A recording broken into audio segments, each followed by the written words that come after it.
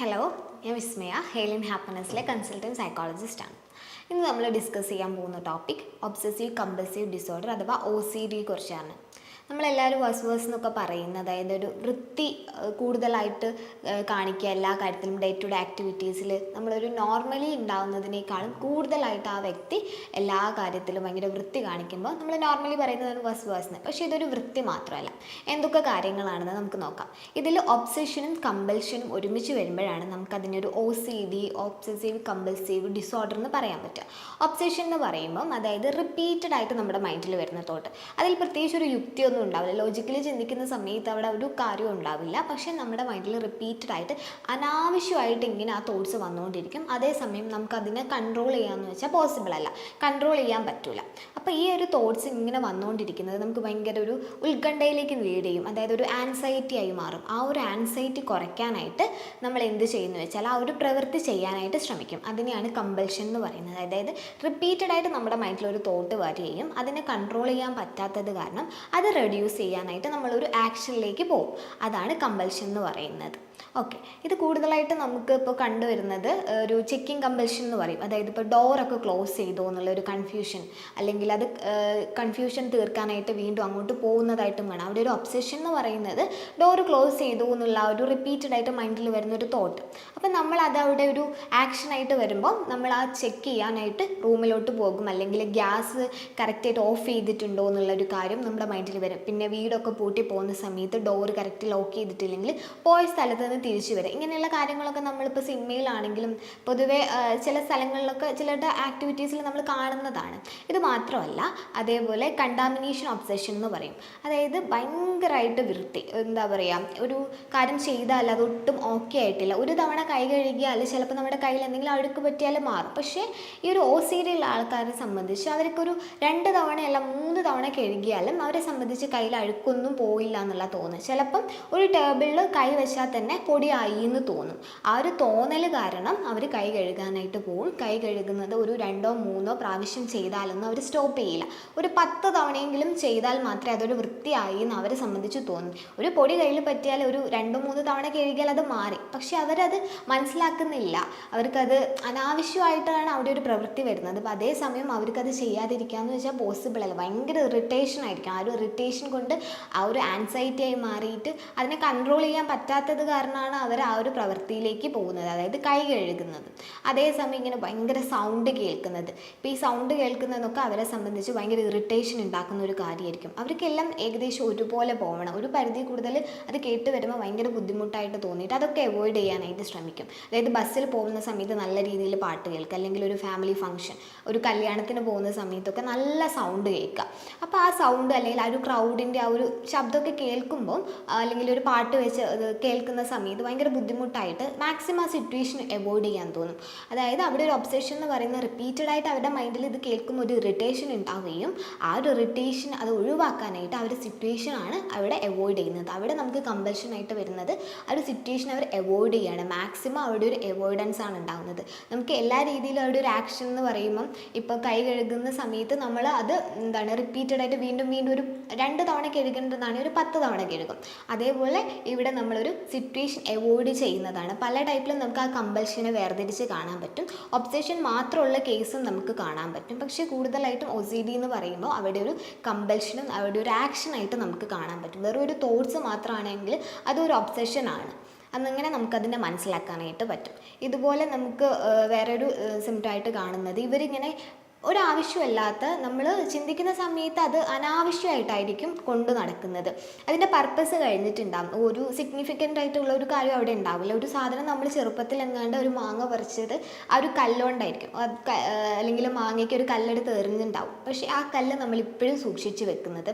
അതുപോലെ പണ്ടെങ്ങാൻ ഉപയോഗിച്ച എന്തെങ്കിലും ഒരു മുത്ത്, ആ മുത്തിൻ്റെ ഉപയോഗം കഴിഞ്ഞിട്ടുണ്ടാകും. അതിപ്പോൾ നമുക്കൊരു ആവശ്യം ഉണ്ടാവില്ല. പക്ഷെ അങ്ങനത്തെ കാര്യങ്ങളൊക്കെ അവിടെ ഈ തോട്ട്സാണ്. അതിങ്ങനെ കരുതി വെക്കണം എന്നുള്ള ഒരു തോട്ട്സ് കാരണം അതൊക്കെ അവിടെ ഹോൾഡ് ചെയ്തുകൊണ്ട് വെക്കുക. അത് നല്ല എന്താണ്, അവർ ഭയങ്കര പ്രഷ്യസ് ആയിട്ട് കൊണ്ട് നടക്കുന്ന കാര്യമായിരിക്കും. ഇത് നമുക്ക് എല്ലാ രീതിയിലും ജനറലൈസ് ചെയ്യാൻ പറ്റില്ല. കാരണം ചിലർ ആ ഒരു സാധനത്തോടുള്ള ഒരു ഇമോഷണൽ കണക്ഷൻ്റെ ബേസിൽ കൊണ്ട് നടക്കുന്നുണ്ട്. ചിലപ്പോൾ നല്ല കാർഡ്സ് ആയിരിക്കും, അല്ലെങ്കിൽ എന്തെങ്കിലും നമുക്ക് ആരും ഗിഫ്റ്റ് ചെയ്തതായിരിക്കാം, അല്ലെങ്കിൽ ഏതെങ്കിലും ഒരു മൊമെൻറ്റിൽ ആരെങ്കിലും നമ്മളോട് പറഞ്ഞ എന്തെങ്കിലും കാര്യം അത് സംബന്ധിച്ചിട്ടുള്ള എന്തെങ്കിലും ഒരു ഗിഫ്റ്റോ എന്തെങ്കിലും ഒരു സാധനമൊക്കെ ആണെങ്കിൽ നമ്മളത് കൊണ്ടുവയ്ക്കും. അത് അതിനോട് നമുക്കൊരു ഇമോഷണൽ കണക്ഷൻ അറ്റാച്ച്മെൻ്റ് ഉണ്ട്. അതല്ലാതെ ഒരു കാര്യവും ഇല്ല, അനാവശ്യമായിട്ട് ഒരു കാര്യവും ഇങ്ങനെ നമ്മൾ സൂക്ഷിച്ച് വെക്കുന്നുണ്ടെങ്കിൽ അതും OCDയുടെ ഒരു ഭാഗമാണെന്ന് നമുക്ക് മനസ്സിലാക്കാനായിട്ട് പറ്റും. അതുപോലെ ഒരു റിലീജിയസ് തോട്ടിൻ്റെ ബേസിലാണെങ്കിൽ ഇപ്പോൾ അമ്പലത്തിലൊക്കെ ഒരു പ്രദക്ഷിണം വെക്കുവാണെങ്കിൽ ഒരു 5 തവണ വെക്കേണ്ടതായിരിക്കും. പക്ഷേ ഇവർക്കൊരു ഡൗട്ട്, ഞാൻ 5 തവണ വെച്ചിട്ടില്ല എന്ന് കരുതിയിട്ട് ഒരു 10 തവണ വീണ്ടും കറങ്ങാനായിട്ട് ശ്രമിക്കും. അതുപോലെ പ്രാർത്ഥിക്കുന്ന സമയത്താണെങ്കിലും വൃത്തിയായിട്ടില്ല എന്ന് കരുതിയിട്ടൊക്കെ വീണ്ടും കുളിക്കാനായിട്ട് ശ്രമിക്കുക. അതേപോലെ ഇപ്പം നിസ്കരിക്കുവാണെങ്കിലും അപ്പം അത് കറക്റ്റായിട്ട് ചെയ്തിട്ടില്ല എന്ന് കരുതിയിട്ട് വീണ്ടും വീണ്ടും ചെയ്യാനായിട്ട് ശ്രമിക്കുക. അങ്ങനെയുള്ള റിലീജിയസ് ഒബ്സെഷനും നമുക്ക് കാണാൻ പറ്റും, അതിൻ്റേതായിട്ടുള്ള കമ്പൽഷനും നമുക്ക് കാണാൻ പറ്റും. അതുപോലെ നമുക്ക് കാണാൻ പറ്റുന്നതാണ് ഇപ്പം കുളിച്ചിട്ട്, നേരത്തെ കണ്ടാമിനേഷൻ ഒബ്സെഷനിൽ നമ്മൾ പറഞ്ഞതുപോലെ കുളിക്കുന്ന സമയത്ത് ഇപ്പോൾ വൃത്തിയായില്ല എന്ന്, കൈ കഴുകുന്നത് പോലെ കുളിച്ചിട്ട് വൃത്തിയായില്ല എന്ന് തോന്നിയിട്ട് ആ ആൾ ഒരു 10 തവണയെങ്കിലും ഡെയിലി കുളിക്കാനായിട്ട് ശ്രമിക്കും. അതായത് അയാൾക്ക് തന്നെ അറിയാം ഞാൻ കുളിച്ചിട്ട് വൃത്തിയായിട്ടില്ല എന്ന്. അപ്പോൾ വീണ്ടും വീണ്ടും കുളിക്കാനായിട്ട് അയാൾ ശ്രമിക്കും. ഇപ്പോൾ ടൈം തന്നെ ഒരു ഡെയിലുള്ള പകുതി സമയം അല്ലെങ്കിൽ 3/4 ഭാഗവും കുളിക്കാനായിട്ട് പോകും.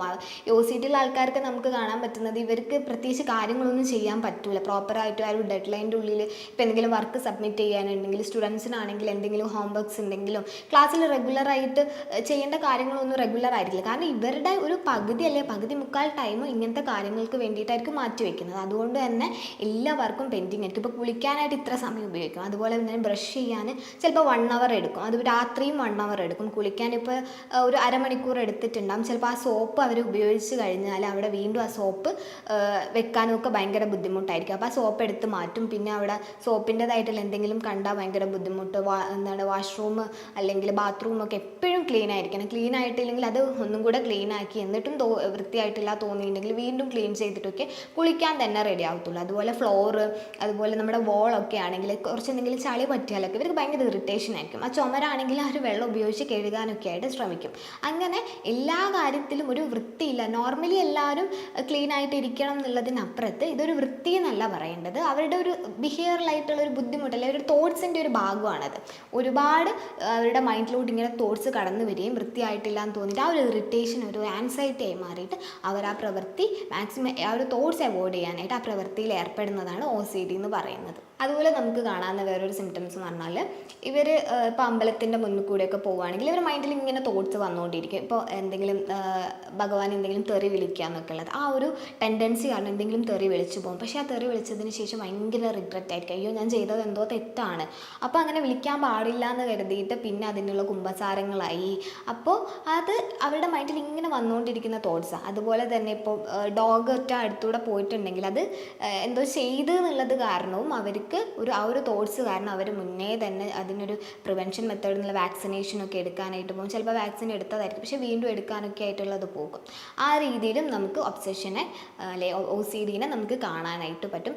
ഇത്തരം കേസുകളൊക്കെ നമുക്ക് നോർമലി കാണുന്നത് ചിലപ്പോൾ ചെറിയ സിംറ്റംസ് ഒക്കെ നമ്മൾ കാണുമ്പോൾ അതൊന്നും ഒരു OCD എന്ന് പറയാൻ പറ്റില്ല. കാരണം ഒരു വൃത്തി എന്നുള്ളതിനപ്പുറത്ത് ആ ആളുടെ ഡേ ടു ഡേ ലൈഫിനെ നല്ല രീതിയിൽ നെഗറ്റീവായിട്ട് ബാധിക്കുന്നുണ്ടോ നോക്കുക. അയാൾക്ക് പ്രോപ്പറായിട്ട് അയാളുടെ ആക്ടിവിറ്റീസ് ഒന്നും ചെയ്യാൻ പറ്റുന്നില്ല, മുഴുവൻ സമയവും ഇങ്ങനത്തെ ഓരോ കാര്യങ്ങളിലാണ് ടൈം സ്പെൻഡ് ചെയ്യേണ്ടത്. ആൾക്ക് വൃത്തിയായി എന്ന് തോന്നില്ല, ആൾക്ക് പല തോട്ട്സ് ചെക്ക് ചെയ്യണമെന്ന് തോന്നുക, അല്ലെങ്കിൽ ഇങ്ങനത്തെ റിലീജിയസ് ഒബ്സെഷൻ വരുക, അല്ലെങ്കിൽ കുറേ കാര്യങ്ങൾ ആവശ്യമില്ലാത്ത കാര്യങ്ങൾ ഇങ്ങനെ ശേഖരിച്ചുകൊണ്ട് വരിക. പിന്നെ എന്തെങ്കിലും കാര്യങ്ങൾ ഇങ്ങനെ കരുതി വെക്കുന്ന സ്വഭാവം എല്ലാം എപ്പോഴും ഒരു ഭയങ്കര പെർഫെക്ഷൻ ആണെന്നും അയാൾക്ക് തോന്നുന്നുണ്ടെങ്കിൽ നമുക്ക് പറയാം ഇയാൾക്കൊരു OCD ഉള്ളതാണെന്ന്. ഒരു കേസ് ഞാൻ പറയാം.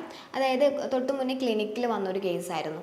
അപ്പോൾ ആ ഒരു ഹസ്ബൻഡ് ആൻഡ് വൈഫാണ് വന്നത്. അപ്പം ഭാര്യ എൻ്റെ അടുത്ത് പറഞ്ഞൊരു കാര്യം എന്ന് വെച്ചാൽ ഹസ്ബൻഡിന് ഒട്ടും വൃത്തിയില്ല, ആൾ വലിയ തേക്കാനൊന്നും അധികം സമയം എടുക്കില്ല, കുളിക്കൂല, ഡ്രസ്സൊക്കെ ആണെങ്കിലും അലക്കിയിട്ട് ഇടുന്നത് ഒരു അലക്കി ആറിയിട്ടത് സ്ഥലം എന്ന് വെച്ചാൽ ഭയങ്കര വൃത്തികേടായിട്ടായിരിക്കും ഉണ്ടാവുക. അങ്ങനെ നീറ്റായിട്ടൊന്നും കണ്ടില്ല. ബെഡ്റൂം ആണെങ്കിലും പിന്നെ ഫ്ലോറൊക്കെ ആണെങ്കിലും എപ്പോഴും വൃത്തികേടാണെന്നുള്ള കാര്യമൊക്കെ. അപ്പോൾ ഞാൻ ഹസ്ബൻഡുമായിട്ട് സംസാരിച്ച സമയത്ത് മനസ്സിലായത്, അപ്പോൾ ഈ ഭാര്യയ്ക്ക് ഒരു തവണ കുളിക്കുന്നതോ അല്ലെങ്കിൽ ഒരു 10 മിനിറ്റ് 15 മിനിറ്റ് പല്ല് തേക്കുന്നതൊന്നുമല്ല. ഇവർ ഭാര്യ ഒരു മണിക്കൂറാണ് ഡെയിലി പല്ല് തേക്കാൻ രാവിലെ ഉപയോഗിക്കുക. അതേപോലെ രാത്രിയും അതേ ടൈം എടുക്കും. കുളിക്കുക എന്ന് പറഞ്ഞാൽ 3 നേരം കുളിക്കും. ഓരോ സമയവും ഒരു 1.5 മണിക്കൂർ എടുത്തിട്ടാണ് കുളിക്കുക. ഇപ്പോൾ ഫ്ലോറൊക്കെ ഡെയിലി ഇപ്പോൾ ഒരാൾ റൂമിലോട്ട് വന്നാൽ അല്ലെങ്കിൽ വീട്ടിലോട്ട് വന്നാൽ ആൾ പോയതിന് ശേഷം വീണ്ടും വൃത്തിയാക്കും, കഴുകും. അപ്പോൾ ബാത്റൂം പുറത്തുനിന്ന് ഒരാൾ യൂസ് ചെയ്താൽ ആൾ പോയി കഴിഞ്ഞതിന് ശേഷം അതെല്ലാം ക്ലീൻ ചെയ്തിട്ട് മാത്രമേ ഇയാൾ കയറത്തുള്ളൂ. അതുപോലെ ബെഡ്റൂം ആണെങ്കിൽ ഡെയിലി അടിച്ചുവാരി ക്ലീൻ ചെയ്ത് വീണ്ടും ബെഡ്ഷീറ്റ് ഡെയിലി മാറ്റും. ഈ രീതിയിലായിരുന്നു ഭാര്യയുടെ ഒരു ബിഹേവിയർ എന്ന് പറഞ്ഞാൽ. ആക്ച്വലി നമ്മളപ്പോൾ സംസാരിച്ചപ്പോഴാണ് ആൾക്ക് ഒരു OCD ഉണ്ട്. ഇപ്പോൾ ഹസ്ബൻഡിന് ഒരു പ്രശ്നമാണെന്ന് പറഞ്ഞായിരുന്നു ഭാര്യ ക്ലിനിക്കിൽ വന്നത്. പക്ഷേ നമ്മൾ സംസാരിച്ച സമയത്ത് ഡയഗ്നോസ് ചെയ്തത് ഭാര്യയ്ക്കാണ് ആക്ച്വലി ഒരു പ്രശ്നമുള്ളത്, ആൾക്കൊരു OCD ട്രേറ്റ് ആണെന്നുള്ളത്. ഇത്തരം കേസുകൾ നമ്മൾ കണ്ടാൽ ഒരു സൈക്കോളജിസ്റ്റിനെ റെഫർ ചെയ്യാണ് വേണ്ടത്. അപ്പോൾ അതിന് വേണ്ട ട്രീറ്റ്മെൻറ്റും കാര്യങ്ങളൊക്കെ എടുത്തിട്ട് നമുക്ക് ഇത് മാറ്റിയെടുക്കാൻ പറ്റുന്നതായിട്ടുള്ള ഒരു ഇഷ്യൂ ആണ്. അപ്പം വേണ്ട വിധത്തിലുള്ളൊരു കൺസൾട്ടൻറ്റ് സൈക്കോളജിസ്റ്റിനെ നമ്മൾ റെഫർ ചെയ്ത് കൊടുക്കുക. ഓക്കെ, അപ്പോൾ ഇതുപോലുള്ളൊരു ഇൻഫോർമേറ്റീവ് വീഡിയോ ആയി നമുക്ക് വീണ്ടും കാണാം. Thank you.